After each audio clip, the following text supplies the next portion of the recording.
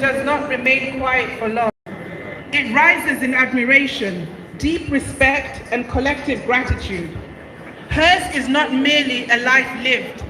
It is a life invested in people, in institutions, and in ideals that uplift society as a whole.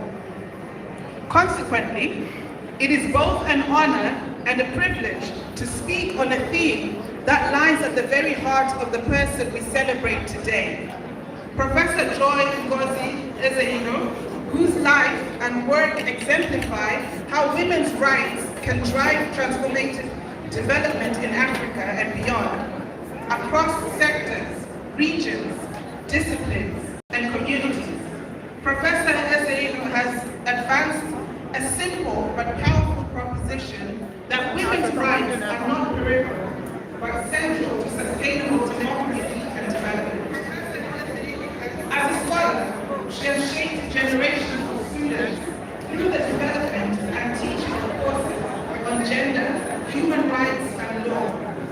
As a scholar activist, her work with the Women Aid Collective, WACOL TamarSARC Referral Center, have expanded access to justice for women and survivors of violence.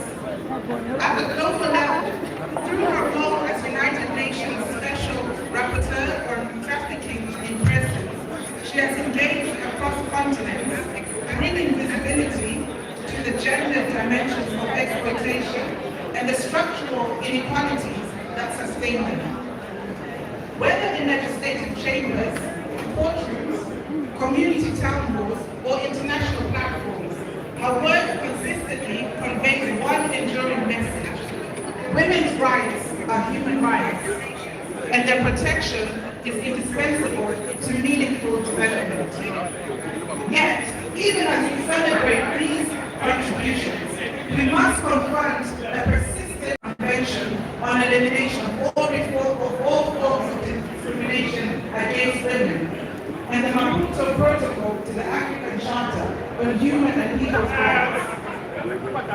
Nigeria reflects its progress with legislative milestones such as the Violence Against Persons Prohibition Act and the Child Rights Act, alongside constitutional guarantees of dignity and equality. However, the critical question remains: why does gender inequality persist despite being the answer lies in the enduring gap between law on the books and law in action. Our legal frameworks operate within complex social and institutional contexts that are shaped by rights are often negotiated under guarantee. Rights are often negotiated under guarantee, and protection depends on multiple identity,